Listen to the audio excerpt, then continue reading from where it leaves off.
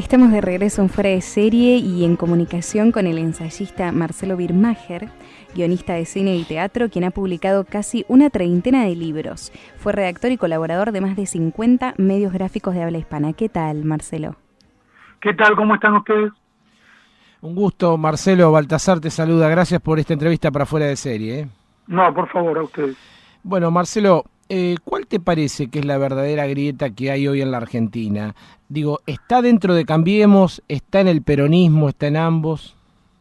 No sé si es una grieta. Yo puedo ir comentando casos concretos. Por ejemplo, me parece que la noticia que ocupa todas las tapas de los diarios es la del partido de fútbol que se jugó en Madrid. Y ahí tenemos varios hechos paradigmáticos que para mí son reveladores de por lo menos una grieta que no es permanente, sino episódica, que es la gente que quiere trabajar y la gente que no quiere trabajar.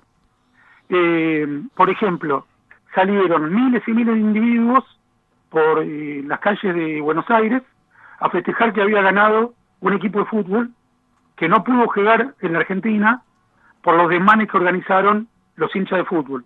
Y rompieron vidrieras. Ahí vos tenés miles de individuos que no quieren trabajar, que quieren molestar, que quieren entretenerse sin pagar las consecuencias, sin tener ningún tipo de autocontrol. Yo los veía, por ejemplo, por la avenida Entre Ríos, sacando la cabeza por la ventanilla de los micros. Está prohibido viajar así. Nosotros a los niños les enseñamos que no pueden sacar ni la mano por la ventanilla del auto. Pero veías adultos sacando la cabeza por la ventanilla sin que nadie los obligara, saltando arriba de un micro, no solo sin cinturón de seguridad, saltando encima. Y ahí tenemos un comportamiento de miles de adultos que revela que hay gente que no quiere trabajar por el país. Ese es un punto, por ejemplo, que a mí me parece interesante para destacar. Y dentro del peronismo, ¿cómo lo ves? Al peronismo mismo, porque Cristina, que va, por ejemplo, que viene. ¿Cristina es peronista? Sí. ¿Menem es peronista? Sí. ¿Urtubey es peronista? Entonces quiere decir que alguno de ellos no es peronista. Ahora, si nosotros vamos a comprar la entelequia de que Menem es peronista y Cristina es peronista, quiere decir que compramos cualquier cosa, porque han aplicado políticas radicalmente distintas. Sí, podemos decir que confluyen, que se parecen en la corrupción, que son, por ejemplo, los Kirchner, continuando el acto corrupto de Menem, lo excedieron, o sea, alcanzaron la excelencia en la corrupción, pero también podemos decir que hay corruptos comunistas y corruptos capitalistas, y sin embargo eso no hace que sea la misma ideología. Entonces el peronismo no existe, no hay nada que se llame peronismo, no hay, no tiene una especificidad, no tiene una epistemología, no hay algo que pueda decir, esto es el peronismo. Yo te puedo decir que es el socialismo, te puedo decir que es la democracia, te puedo decir que es la dictadura, pero no te puedo decir que es el peronismo. Tal vez vos me lo puedas explicar a mí. No, la verdad es que no. ¿Y cuál te parece que es la verdadera batalla cultural que hay que dar en la Argentina para desterrar el populismo? Si es que se quiere desterrar, obviamente, ¿no? Me parece que es una sumatoria de actividades.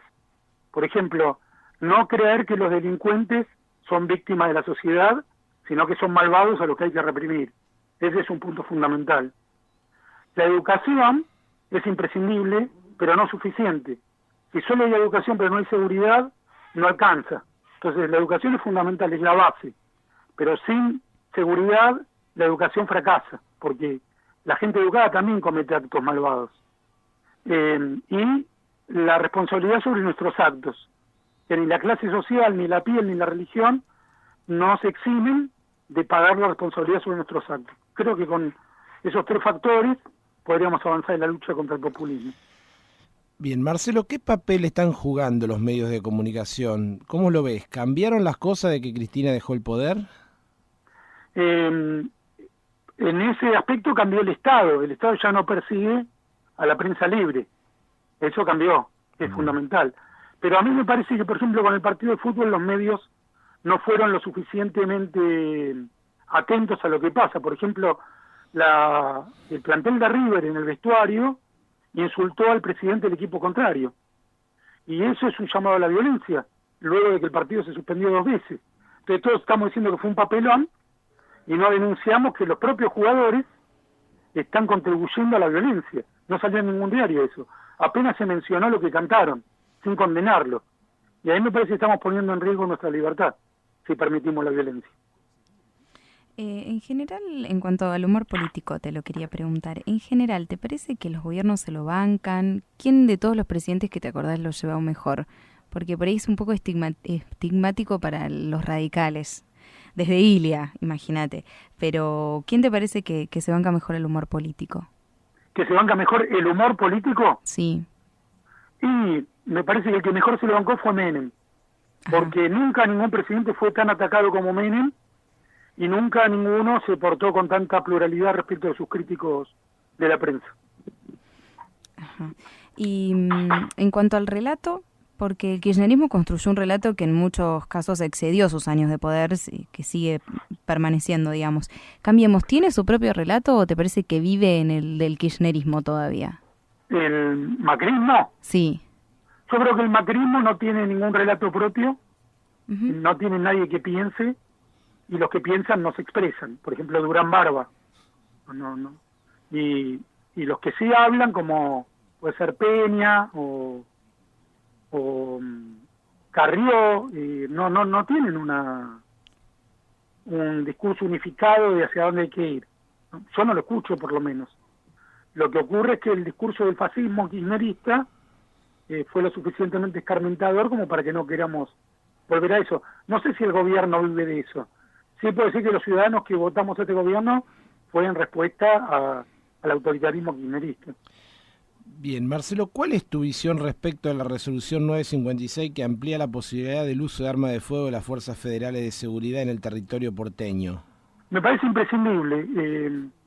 La educación, el cambio del servicio penitenciario, la distribución de la oportunidad para todos son